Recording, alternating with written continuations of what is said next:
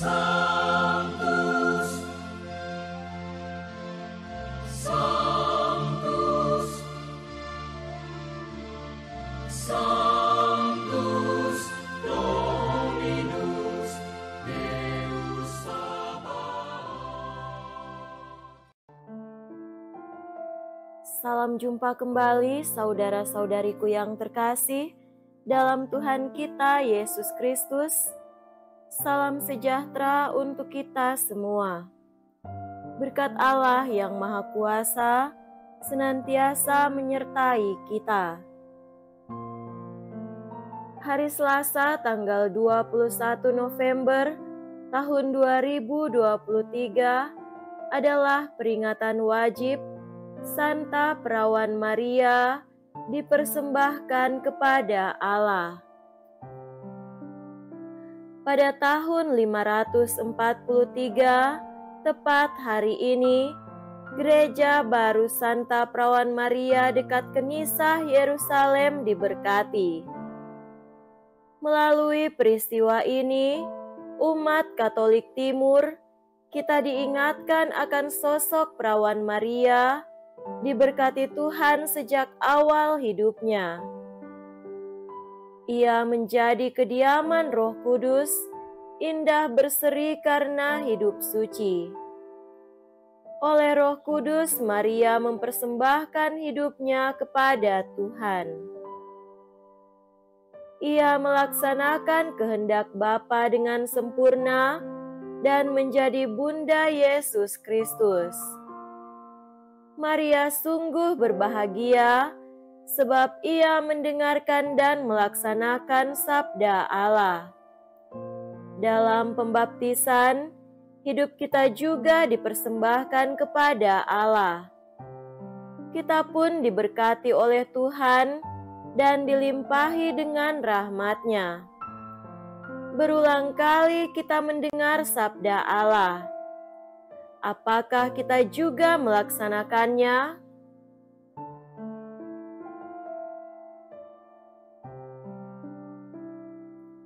Marilah kita mendengarkan dan merenungkan bacaan-bacaan kitab suci. Bacaan pertama dari kitab kedua Makabe, bab 6, ayat 18-31. Ada seorang ahli Taurat terkemuka bernama Eleazar. Ia sudah lanjut usia dan sangat terhormat. Ia dipaksa membuka mulutnya untuk makan daging babi. Tetapi ia lebih mengutamakan mati secara terhormat daripada hidup ternista. Maka ia memuntahkan daging yang haram itu dan dengan rela hati menuju ke tempat deraan. Memang demikianlah seharusnya tindakan orang yang berani menolak apa yang tidak halal untuk dikecap kendati secara naluriah ia mencintai hidupnya. Tetapi para pengurus perjamuan kurban yang tak halal itu telah lama kenal baik dengan Eleazar, karena itu mereka menyendirikan Eleazar, lalu menyuruh dia mengambil daging yang boleh dipakai dan yang dapat ia sediakan sendiri. Lalu dari daging itu, cukuplah kalau ia pura-pura makan apa yang dititahkan raja. Dengan demikian, nyawanya akan diselamatkan dan ia akan diperlakukan dengan baik demi persahabatan yang lama.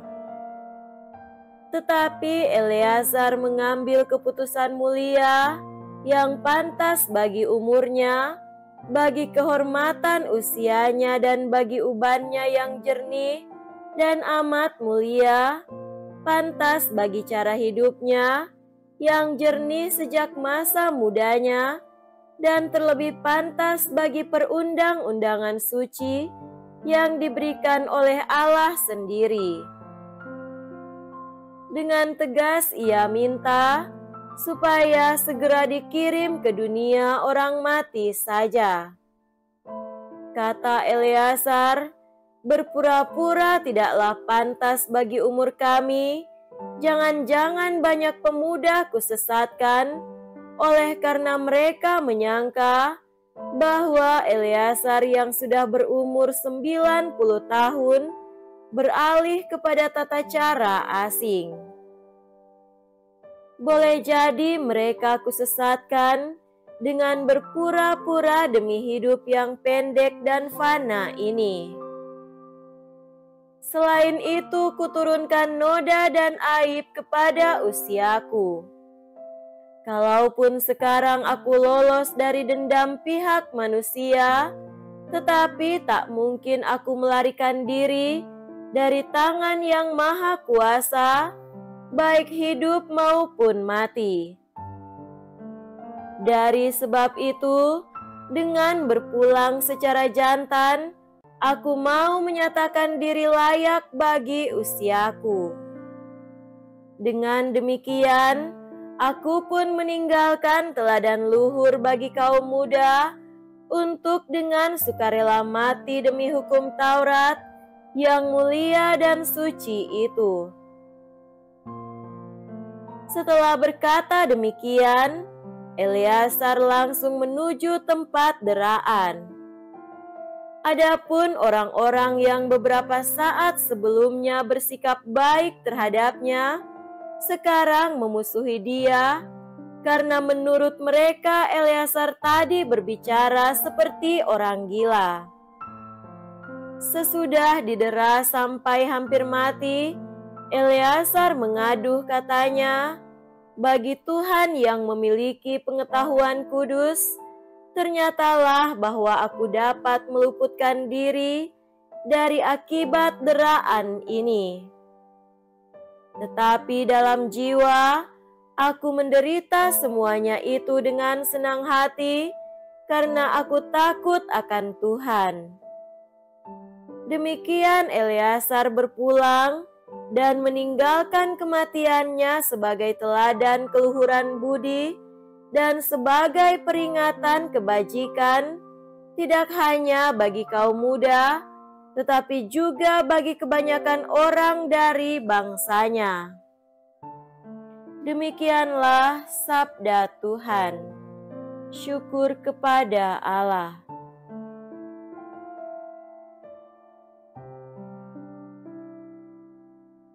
Semoga Tuhan beserta kita sekarang dan selama-lamanya. Inilah Injil suci menurut Lukas. Dimuliakanlah Tuhan. Injil Lukas bab 19 ayat 1 sampai 10. Yesus memasuki kota Yeriko dan berjalan melintasi kota itu. Di situ ada seorang kepala pemungut cukai yang amat kaya bernama Sakeus. Ia berusaha melihat orang apakah Yesus itu, tetapi tidak berhasil karena orang banyak dan ia berbadan pendek. Maka berlarilah ia mendahului orang banyak, lalu memanjat pohon ara untuk melihat Yesus yang akan lewat di situ. Ketika Yesus sampai ke tempat itu, ia melihat ke atas dan berkata, "Sakeus, segeralah turun. Hari ini aku mau menumpang di rumahmu." Sakeus segera turun dan menerima Yesus dengan sukacita. Tetapi semua orang yang melihat hal itu bersungut-sungut katanya, "Ia menumpang di rumah orang berdosa." Tetapi Sakeus berdiri dan berkata kepada Tuhan, "Tuhan, separuh dari milikku akan kuberikan kepada orang miskin, dan sekiranya ada sesuatu yang kuperas dari seseorang akan kukembalikan 4 kali lipat." Kata Yesus kepadanya, "Hari ini terjadilah keselamatan atas rumah ini, karena orang ini pun anak Abraham. Anak Manusia memang datang untuk mencari dan menyelamatkan yang hilang." Demikianlah sabda Tuhan. Terpujilah Kristus.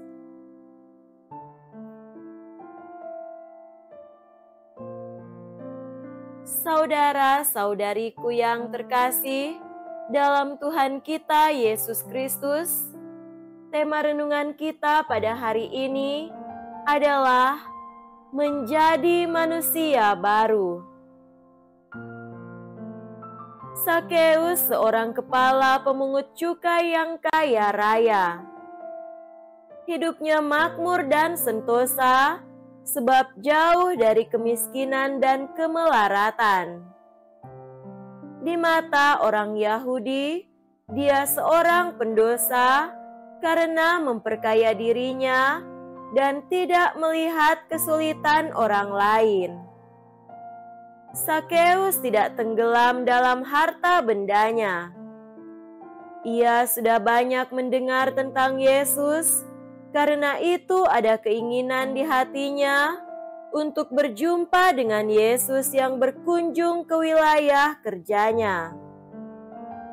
Karena badan pendek, ia terhalang oleh kerumunan banyak orang yang juga rindu berjumpa dengan Yesus.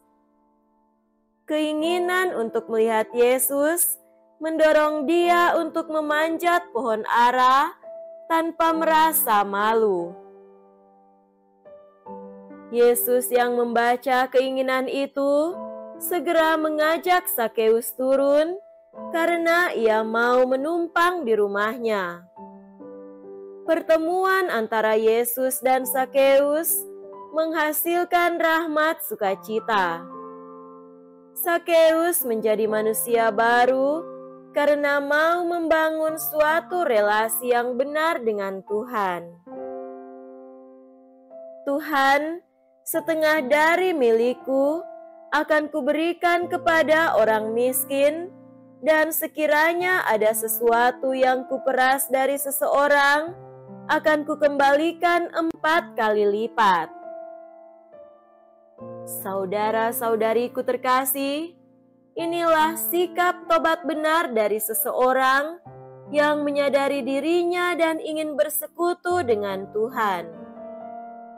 Sakeus menyadari hidup dan dirinya berkenan pada Tuhan bila ia membangun hidup dan karya yang benar di mata Tuhan. Yesus menghargai semangat baru dalam diri Sakeus.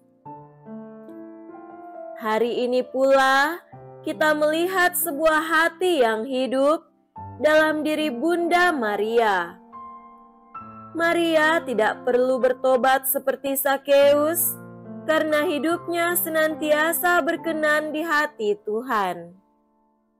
Yang diupayakan Bunda Maria ialah memelihara kesucian diri dengan cara senantiasa berserah pada Tuhan dan melakukan apa yang berkenan di hati Allah.